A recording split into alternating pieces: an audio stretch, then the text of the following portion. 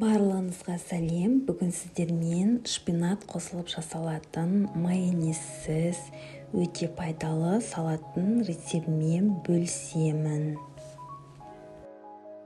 Бізге бірінші тауықтың еті керек.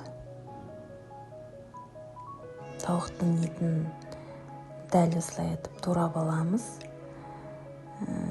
Кәдімгі ет қоссаңыздар да болады.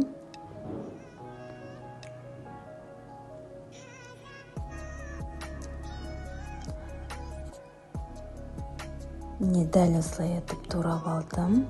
Енді шпинатты жуып тазалап аламыз да, жапырағын ғана қалтырып,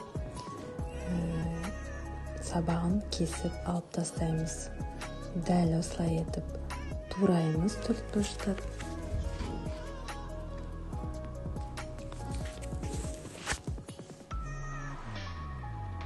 Не көріп тұрғандай осылайына турап алдық. Енді қиярымызды тураймыз.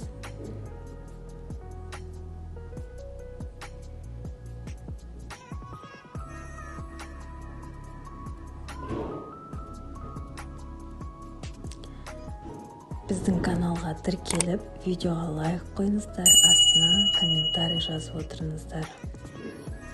Міне осылайынан қиярларымды да турап алдым. Енді помидорымды дәл осылай ортасынан бөліп, әдемі қылып турап аламыз.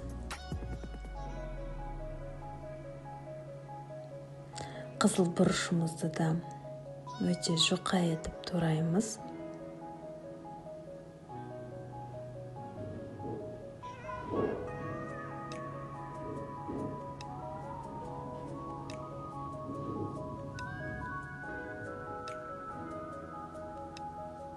Міне осылайынан турап алдым. Енді чеснокты да ұсақтап тураймыз.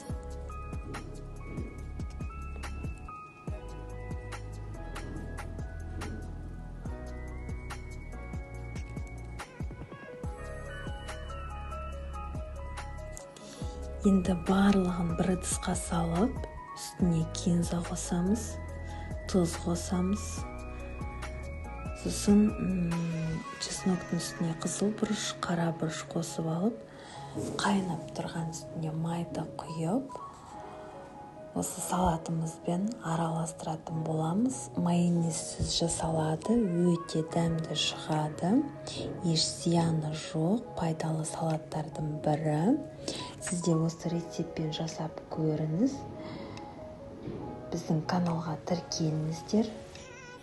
Сәттілік сіздерге.